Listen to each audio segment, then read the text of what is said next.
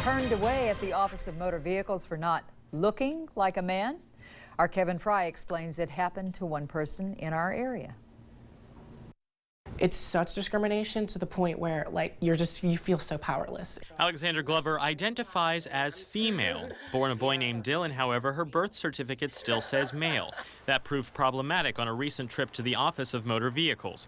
There to get a new ID card, Glover was turned away. If you have makeup on or anything like that, you're supposed to take all that off because you are actually a man. Our employees cannot take a photograph of someone who is portraying themselves to be somebody that they are not. Glover was wearing makeup and a dress when visiting the OMV, a red flag for the clerk. Since 1986, state motor vehicle policy has stated that at no time will an applicant be photographed when it is obvious he or she is misrepresenting his or her gender. I'm not misrepresenting my gender.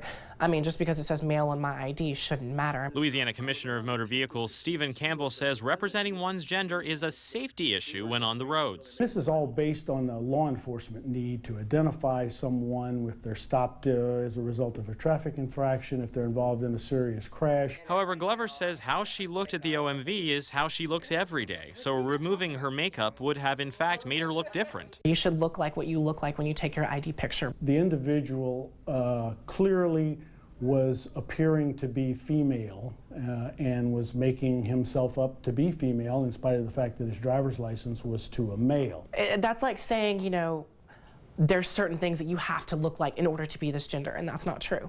Not everybody in this world has a beard. Not everybody here has a mustache. So how do clerks at the OMV identify how a man should look? We don't have specific guidelines for that. You know, it just other than obvious kinds of things like a male wearing a dress. In fact, on previous trips to the DMV, Glover was photographed and received an ID card. My hair was a lot shorter and I didn't wear as much makeup as I do now.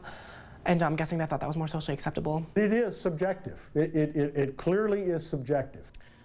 Glover still has not gotten an ID card. We also looked up state policy for changing gender identity on a license. Louisiana requires a statement from a physician stating the individual has successfully undergone gender transition in order for a new ID card to be issued. Donna? This sounds like brand new ground being plowed.